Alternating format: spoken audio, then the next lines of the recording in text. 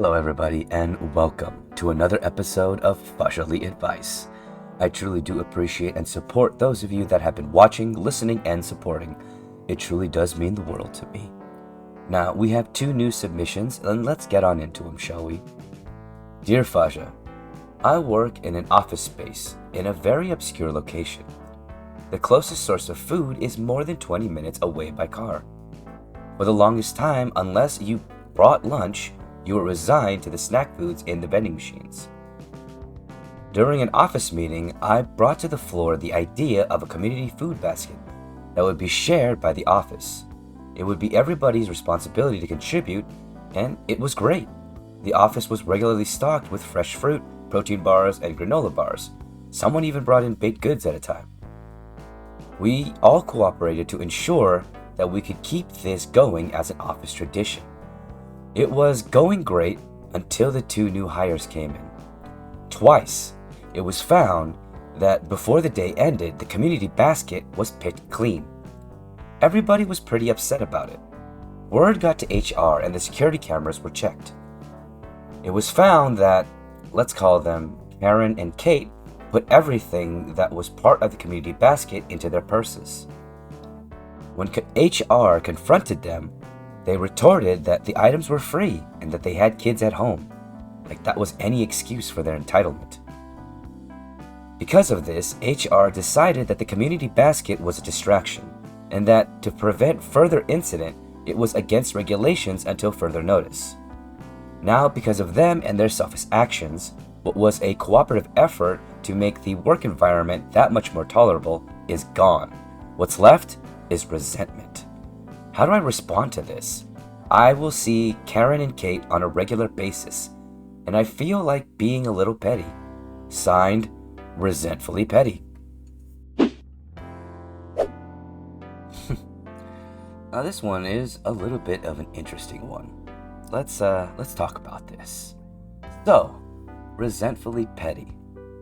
You know, I can understand how frustrating it could be when y'all have something established within the workplace. And as you said, it's something that makes the workplace that much more tolerable. And those are far and few in between when it comes down to it.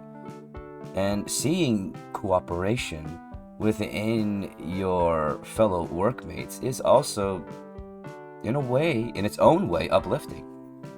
And it is nice. It is. It helps with general and overall morale.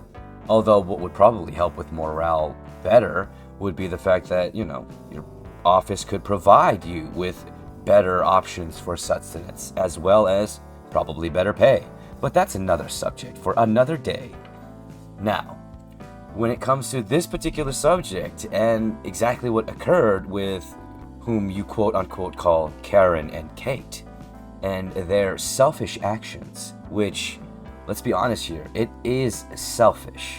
It's tactless to be supposed that you are able to help yourself to everything that is free and not leave something for anyone else when you're in an environment where you gotta cooperate. So, I truly understand the feelings, and personally, I'm on your side with this. I don't think that they were in any way entitled to have any excuses just because they have children at home. We all got problems at home. That doesn't mean that you let it become everybody else's problem, or you let that become the excuse for you being without class. It's simply, honestly, a really, really sad tactic. And forgive my strong choice of words, but it's quite pathetic that people hide and shield themselves behind such shallow excuses. Like, I'm a parent. I should be able to get away with anything. No. You're a parent. Sure. You have struggles. Sure. So does everybody else. Doesn't make you any more special just because you chose to be a parent. You do not get any exceptions. Life isn't going to give you any exceptions either. And I know that seems quite cruel and cold to say, but that is the truth. No one is entitled to anything. No one's beholden to anybody. And it goes both ways, though. They made the choice, and in honesty, there's really nothing that stopped them from making that choice. As classless as that particular action is, that is also subjective, truly. And I know it might seem crazy. But all of these situations are a matter of perspective. And if we become incapable of opening our eyes to the fact is that there are two sides to this. There is multiple sides, and there is, of course, as I continuously say, context and nuance that needs to be considered when it comes to situations. Although this one is kind of quite clear-cut of they're selfish. They thought that they were welcome to just take everything when it was a community effort and agreed upon. And more than likely, during orientation, somebody shared with them the rules of the community basket. I apologize for hitting my mic. Eventually, that won't be a thing, and I'll be conscious of where the mic is. I apologize for the regularity of that in the previous episodes. I'm trying to get better at that, but I digress. Let's get back into this. So, HR has already confronted them, and they have made their decision. When it comes to a workplace, you have as much say as they allow you to have say. That's kind of how a workplace works, and that's one of the worst things about it. We're not necessarily going to go into workplace environment and the toxicity of workplace environments in this particular episode. That might be something we go on into in other episodes if someone brings that up, maybe in another submission. But in this particular instance, you are subject to the regulations and the decisions of the regulations of management. And when it comes to small allowances such as this within the workplace, they have the say of whether or not it's allowed or not allowed. And you also have the say and choice of where you want to work within this instance. It's also always something to be considered. Not to say that this is such a drastic measure that you need to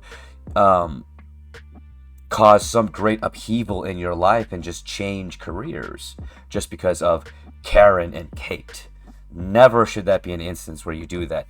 You should only choose to make change or choose to change something in your life for yourself and no other reason than that. Because that is the only change that truly matters. But let's get down to the direct issue here of what should you do? How do you respond to this? You want to be petty. And I understand how cathartic being petty can be. But weigh that with the options of what could happen. Because remember, every action we take has consequences. It has a reaction. It's something that we are subject to in the reality of how we live. Be it society or simply causality. Now, you can choose to be petty and perpetuate the what would be the word here? The animosity within your workplace, which takes away from how tolerable it is to work there. Taking away from ultimately what you were trying to do and what was taken away. Why would you allow for Karen and Kate to have the power to take away more from you than they've already done so, simply by being there? It's by your actions that, well, it is by your actions that it takes away from you. So, should you be petty? Or should you do something that I personally would recommend? Now, it's not something that you have to do, But this is something that I recommend, and it's something that I do on a regular basis, especially when it comes to regularly facing disrespect from trolls. Being a content creator on the internet, it's a regular thing. But I employ a very simple philosophy, which is to forgive and to forget. I will forgive the transgressions so that I will no longer hold any visceral within myself, so that I don't have to waste my time thinking about it. And then I will forget the subject as well as the subject matter. They will no longer be privy to myself, my mind, my time, or my emotions. And I will forget them and that they ever existed. There is nothing within your workplace regulations that states that you have to interact with them. At most, the only thing that you have to do is your job. And this is something that I honestly recommend to anybody in any workplace. Do not ever do more than what your job entails in writing. That's where it starts, that's where it stops within that contract. Everything else is your choice. Everything else is what you're willing to tolerate. Everything else is within your purview, and that is the power that you hold. Sorry if I hit the mic once again. So, really consider, is it worth it to be petty? Is it worth it to hold any form of anything of Kate and Karen in your mind? Are they worth it?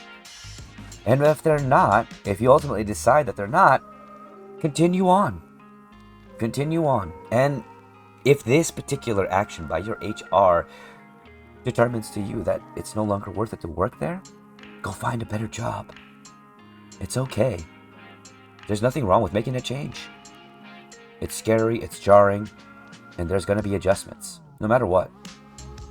But you're worth it. Don't ever forget that.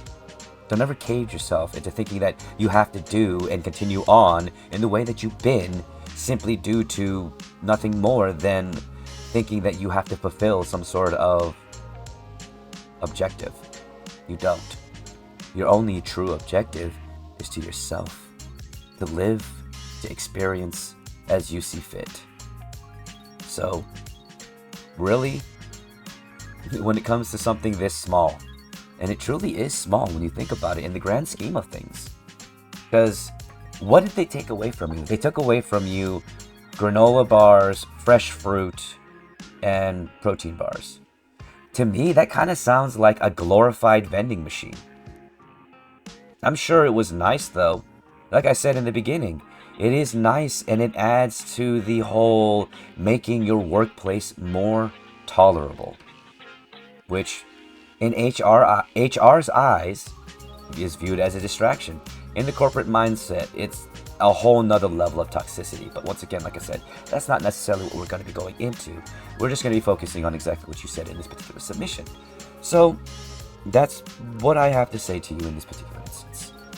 Consider whether or not it's worth it to even put your energy into this, or to forgive and to forget and to continue on, because you have better things to do, don't you? Just my 2 cents on that. I hope that you found value in that, and let's get on in to the next submission, shall we? Well, hey everybody! Did you know that Agent Fahzaly Gamer has a Patreon? That's right, and Random Skull is here to help tell you about it. And that's right, we're doing this announcement together. And when you subscribe to Patreon, you get to see content early, and of course make requests for content on YouTube, and even on Twitch and TikTok. It's all up to you. And of course, if you want to support Agent Fahzaly Gamer, check out these links. And of course, there are also links in the link tree. And remember, when you subscribe to Patreon, you can also leave a message saying that Random Skull is better than Mr. Announcer. Now, was that even really necessary? Alrighty then, welcome back. Let's get on into that second submission, shall we? This one comes to us from Thick of Nonsense. And they write, Dear Fasha, I was accused by my sister this Thanksgiving for ruining dinner because she decided to bring her sick kids over to our parents' house to celebrate the holidays. Mind you, our parents are in their mid-80s. Considering this, I openly said to my sister how irresponsible this was of her. I myself do not have kids, and I love my nieces and nephews, but they are between the ages of 5 and 10 and still learning the basic concept of hygiene. Before dinner, they were sneezing and coughing everywhere. I argued with my sister, saying that she is putting everyone here at risk of being sick, our parents more so as they are much, much older. My sister told me I was overreacting, that everything will be fine. I argued even further that her kids should be at home and in bed. I was told that I ruined Thanksgiving by making a scene, and that was it. I had it, and I left then and there. Now, I am the only one in the family that isn't sick. My sister is pissed at me because everybody is blaming her and repeating what I said at dinner. I have since then stopped talking to her and ignored her attempts to talk because all she wants to do is get an apology for what I said, and I don't think I said anything wrong. She is family and I love her, but she won't drop this. What should I do, Fasha? Signed, Sick of Nonsense. Alrighty then. Now, I do want everyone to keep in mind that I did receive this in the end of January. Now, with that in mind, this was sent in, and I'm going to guess that this has been festering for some time now, as you're talking about Thanksgiving, and that was, well, several months ago. Now, to be honest, in this instance, I 100% agree with you. It was irresponsible of your sister to bring her sick kids over to your elderly parents for the holidays. Sure, there was more than just them there, which actually just made the entirety of the situation worse. As a mother, as a parent, I don't know if she has a husband or not. You definitely didn't mention, so I'm just gonna mention her as she is the only person that you have referenced in this particular submission. But as their mother, shouldn't she be thinking about the well-being of her children? And if they were sick, why did she decide to take them to a family gathering with your parents there, who were 80, in their mid-80s? And I don't know if this is something that a lot of people consider, but it is something that I consider very highly. And it might be just because I've been in the food industry for 15 years, and not only been in the food industry for 15 years, there was a point where I worked at a retirement facility. And I know what it's like to work with people with compromised immune systems. It is not a joke. Something as simple as a cold can become very serious. And them being your parents, I completely understand where you're coming from, where your concerns are. And especially with everything that had occurred within the past few years. We went through a very scary period. So your concerns, as well as your argument, are 100% valid and substantiated. Now, I'm not entirely sure about exactly how this all went down. Mayhaps there may have been a more tactful way to approach the situation. But that aside, that's besides the point. The point here is, you did nothing wrong by pointing this out. You stated a fact. It was irresponsible for your sister to bring her kids and expose everyone in your family to getting sick. And through causality, because they were there and exposed to more viral or bacterial contaminants than their body is normally able to handle, it overtook them and they became sick. biggest factor there being the fact that there were kids there between the age of 5 and 10 whom, as you stated, are still learning the basic concept of hygiene. And for some people out there that might be saying in the comments, oh my god, they're 10, they should know the basic concept of hygiene.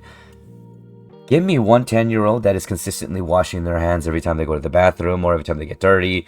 Give me a 10-year-old that is well versed in basic hygiene and consistently practices it. That may be the case in certain instances, but not in all. In fact, in the majority of cases that I have seen, though this may be anecdotal, I'm sure there are many people that would agree with me. Kids aren't just fully aware of themselves. And there are many times where there are lapses in their judgment as well as in their knowledge. Then those lapses comes doubly so when they're sick. Same goes with us. No one's in their right mind when they're sick. We're in a fog. It doesn't feel good. We forget stuff. And with kids, they have much less inhibitions because they're still learning. They're still growing.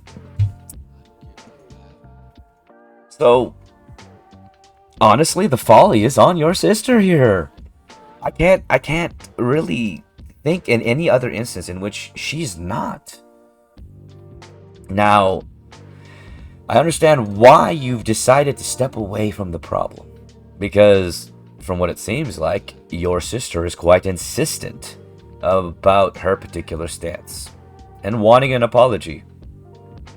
I'm guessing she's not exactly somebody who takes getting embarrassed quite easily, and probably hurt doubly so, not only because it came from somebody whom is her family that I'm guessing she loves. I'm hoping that she loves. To add insult to injury, you were right. Nothing, and I mean nothing, bruises a person's ego more than being wrong. Which is a very odd phenomenon. Because there's nothing wrong with being wrong. The only folly there, or fault, comes from when you don't learn from that. And once again, in this instance, it kind of seems like the ball is in your sister's court, and she just dropped it. Because not only did she make the mistake of, well, now keep in mind this is opinion. No, but not only did she make the mistake of bringing her children, who were sick, and it should be home, in bed, recuperating, to a family outing, which in itself is a stressful environment, increasing the stress of the children and that's on their bodies being in that environment, making so that probably exacerbated their symptoms even more so than they already were. It also exposed a multitude of people, the entirety of your family, whoever went to this particular Thanksgiving dinner. And even more so, put your parents' lives in danger. And some people might think that I'm exaggerating here, but being in your mid-80s is no joke. Getting sick in your mid-80s is no joke. And it needs to be considered. I get it. Maybe there may be this perception, because they're your parents, that they might be just a little bit invincible in that sort of way, because it might not be something that you consider happening to your parents, or at the very least something your sister doesn't consider happening to your parents, which is why she might not have thought that this would be a problem. But I don't really see an instance where, me personally, that particular lapse in that particular bit of judgment should be a thing. Now, she's family, and you love her, and she won't drop this. So what should you do? That is a very, very lofty point to be on. And I hate to say it. If you're looking for an answer that doesn't hurt somebody, you're not going to find it. I'm sorry, you're not. This is a situation where you can't please everyone. You can't. And I know that sucks. You know, I understand where, coming from that standpoint, like, you want to find a place. We all always want to find a place where it's a win-win for everybody, and you don't have to worry about hurting somebody's feelings or somebody losing out just because you got your way, or you losing out because they got their way. But it's not a quid pro quo situation. It's not about winning or losing. And it's not even about being the bigger person, because the more we view it in these categories, the more we start to cage the process of communication, because what you should do is communicate. I get it. It probably got to a point where it got so heated and got so annoying hearing the same thing over and over again, hearing the fact that your message is not getting across to your sister and all she keeps asking for is an apology. Frustrating. I'm frustrated just saying it. I get it. But her not getting it is her own problem. And here's where the someone's going to get hurt part kind of comes into play. It's either you acquiesce and you apologize just for the sake of apologizing and getting over the situation, because apparently that's all she wants, and that's what's going to appease her ego, because that's what this is. This is a matter of ego. Or you tell it to her straight. You tell her that, 1, you were right. 2, you're not going to get an apology, no matter how much you ask for it. So either you drop it, or this is going to be the last conversation that you two have, because you're sick and tired of this nonsense. You love her, and you want to continue to have a relationship, but you are not going to sacrifice your peace for that. So, as terrible as it might sound, this is a situation where an ultimatum may need to be put into place. And it's not an ultimatum of either choose me or you lose. It's either listen to the situation or accept it as it is, and I will accept it as it is, and I will choose to do as I will choose to do. For she cannot stop you. And I know that answer really sucks, because there's no real good answer here. There's not going to be something that makes everybody happy. In fact, the majority of these answers are going to end up with you feeling a little bit shitty, her feeling a little bit shitty, and someone swallowing their pride. Or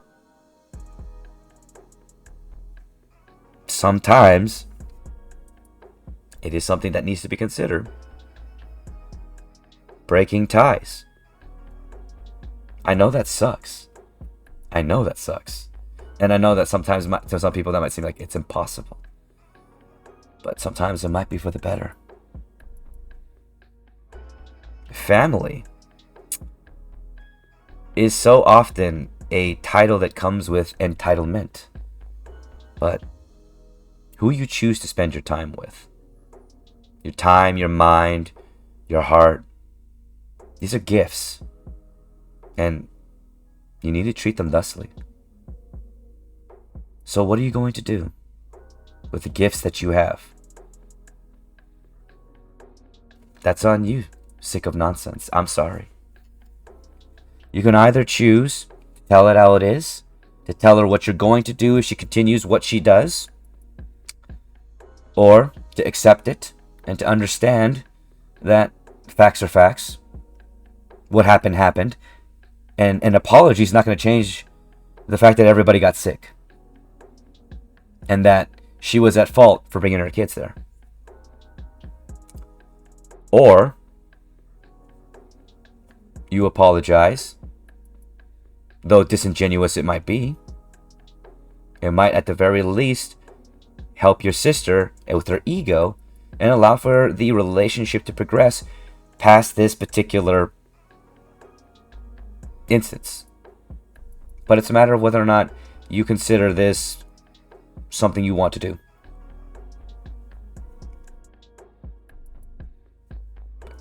I hope that this helps you, and I hope that you found value in these words. Thank you for your submission, Sick of Nonsense, and for everybody who is listening, I truly do appreciate you.